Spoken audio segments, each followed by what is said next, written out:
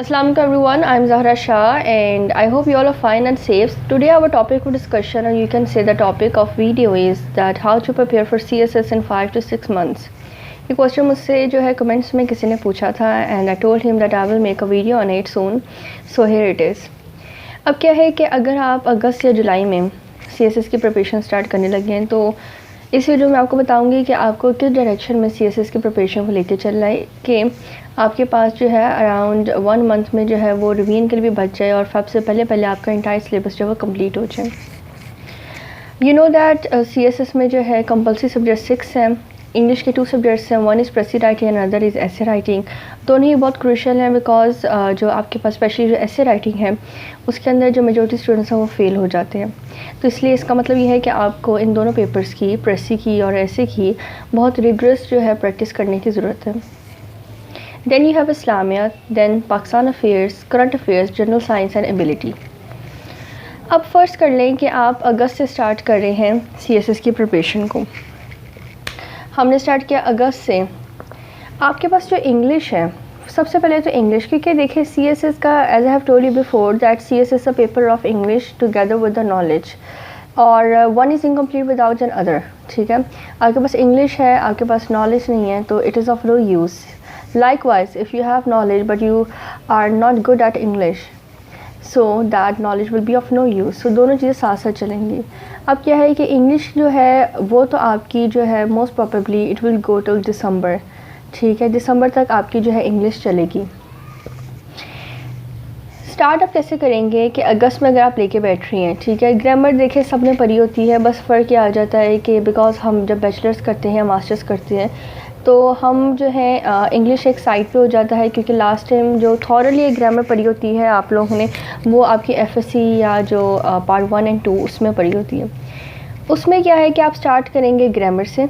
ठीक है, ग्रामर में आपके पास पार्ट्स ऑफ स्पीच से स्टार्ट करेंगे। टेंसेस में आपने जो है बहुत मेहनत करनी है, क्योंकि टेंस जो है वो आपका करेक्ट होना चाहिए, और यही दोनों चीज़ें जो है ऐसे और प्रेसी में चेक की जाती हैं।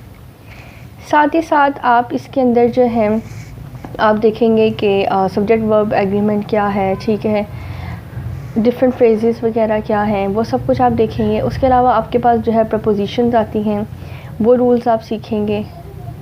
उसके अलावा जो है ग्रामर के अंदर और भी काफ़ी पंक्चुएशन है आपके पास। ठीक है, पंक्चुएशन का एक पूरा क्वेश्चन आता है, वो आप सीखेंगे। ये पंक्चुएशन सिर्फ उस क्वेश्चन के लिए ज़रूरी नहीं है, ये जब भी आप कुछ लिख रहे हैं वो चाहे वो ऐसे है, वो आपके लिए ज़रूरी है कि आपके पास कॉमा कहाँ आना है, इन्वर्टेड कॉमास कहाँ आने हैं, एक्सक्लेमेशन मार्क कहाँ आना है, डायरेक्ट इनडायरेक्ट वो आपने सीखने हैं। तो ये सब चीज़ें हैं जो कि ग्रामर में आती हैं। फिर आपके पास ईडीएम है। ईडीएम का जो है मैं आपको ये कहूँगी कि आप लोग 5 to 10 EDMs, I guess 5 easy रह जाता है, स्टार्टिंग में 5 कर लें, जैसे से थोड़ी सी आपकी जो टेम्पो है वो बन जाए तो आप 10 पर ले जाएँ, इससे वो करें।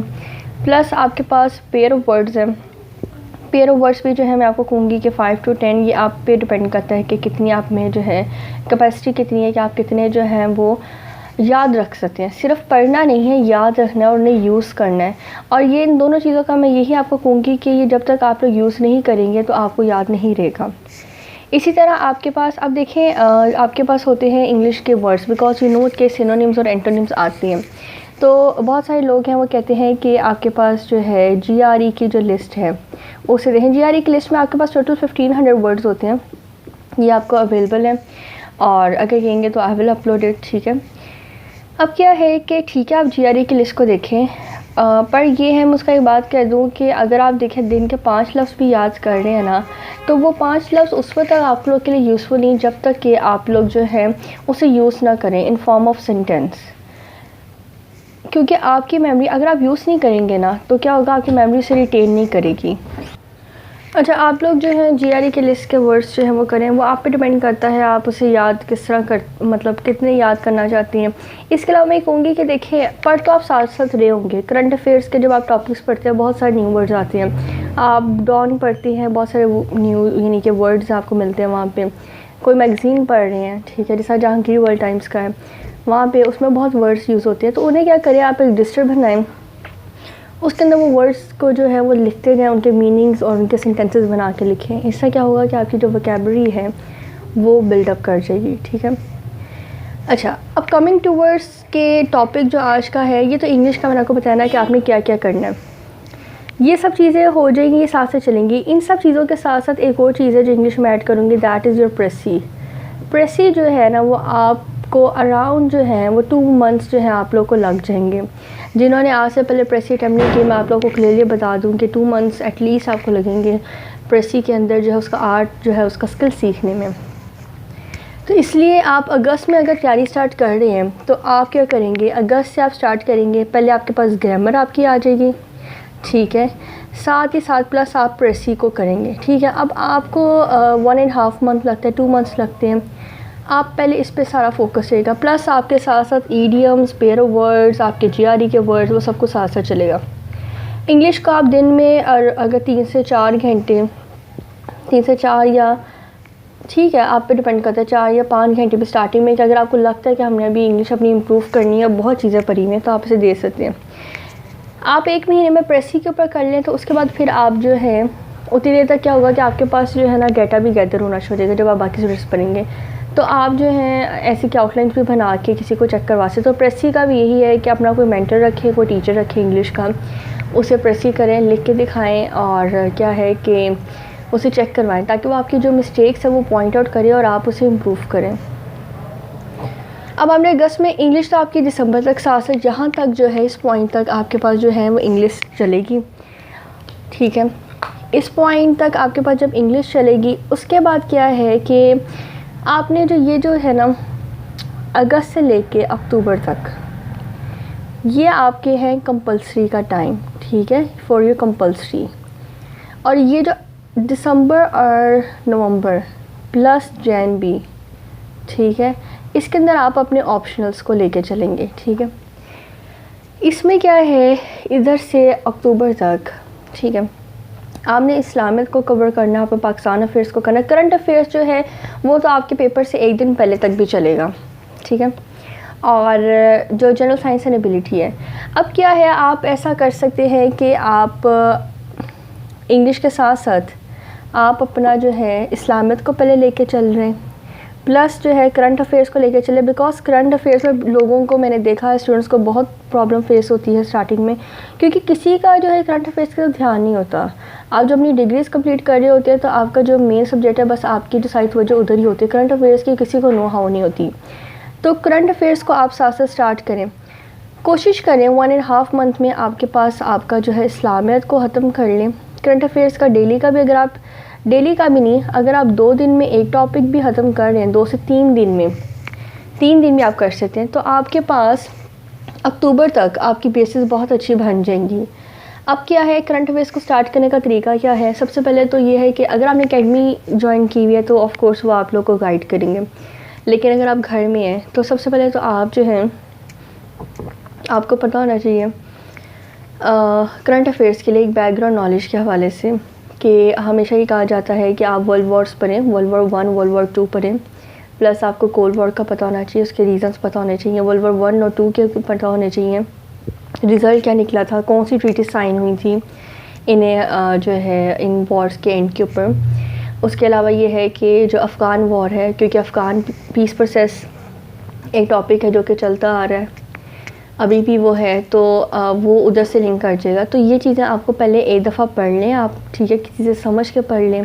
अगर आप लोग मुझे कहेंगे तो मैं आप लोगों के लिए वीडियो इन टॉपिक्स के ऊपर बना दूँगी ताकि आप लोग को समझ आ जाए। You can tell me in the comments.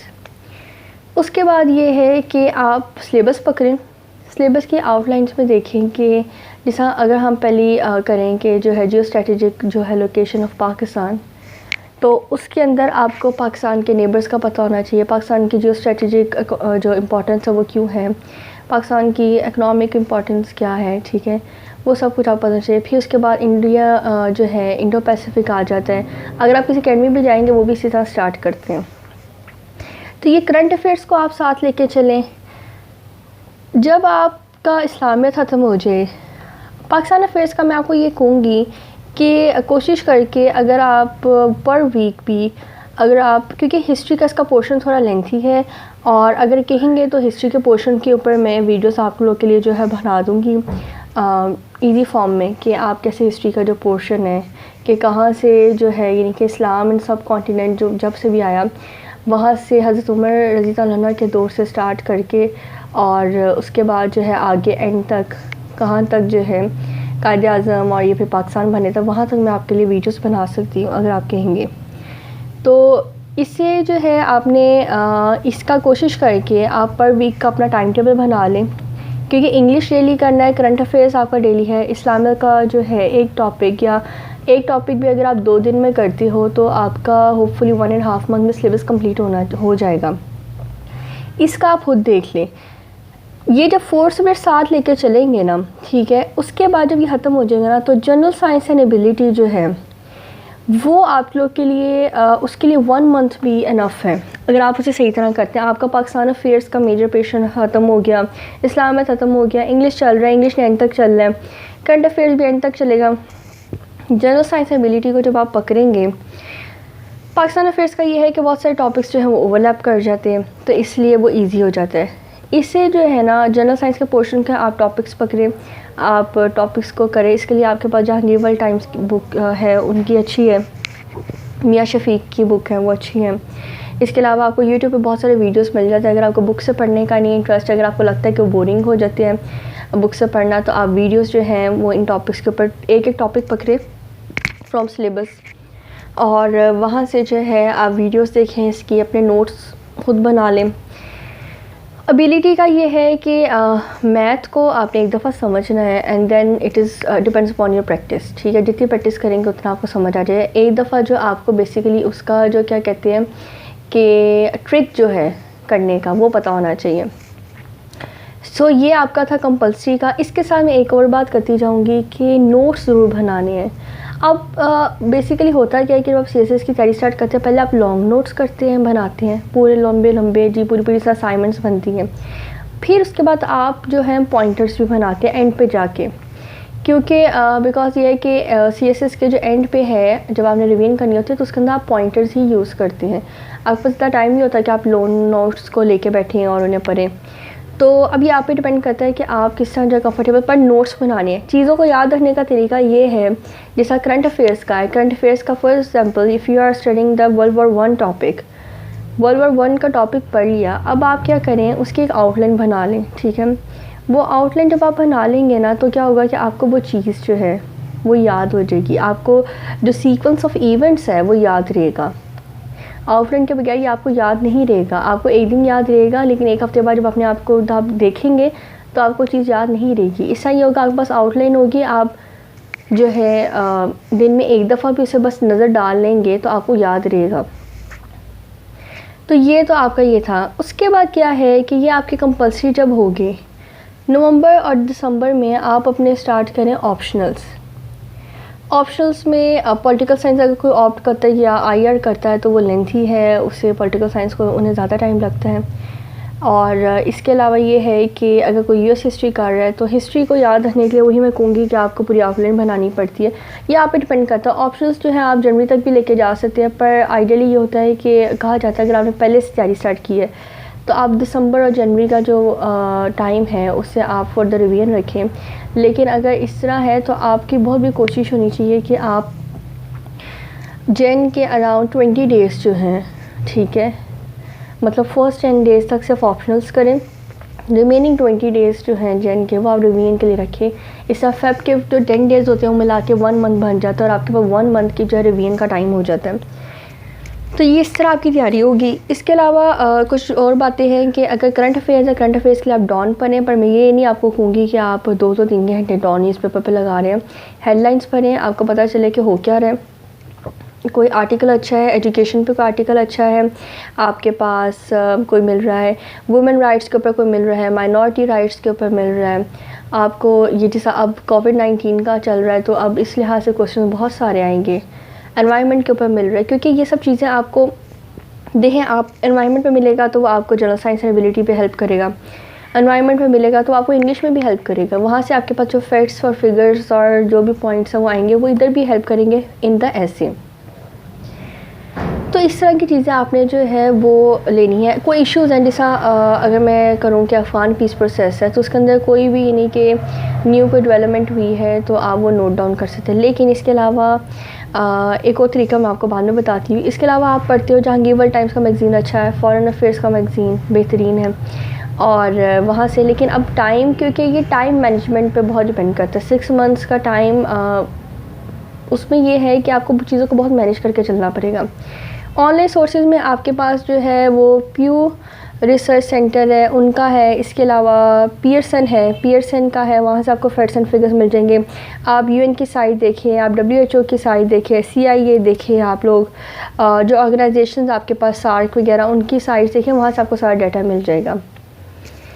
ये तो हो गया आपका सारा, ठीक है। अब करंट अफेयर्स के ऊपर मैं एक दफ़ा आऊँगी कि करंट अफेयर्स को कैसे। करंट अफेयर्स का एक तो ये है कि आपकी बेसिस जब बन जाएंगी नवंबर दिसंबर में आके, आपको ना आइडिया हो जाता है कि कौन से टॉपिक्स जो हैं दे आर इम्पॉर्टेंट वंस। मुश्किल से 15 या 20 टॉपिक्स होते हैं।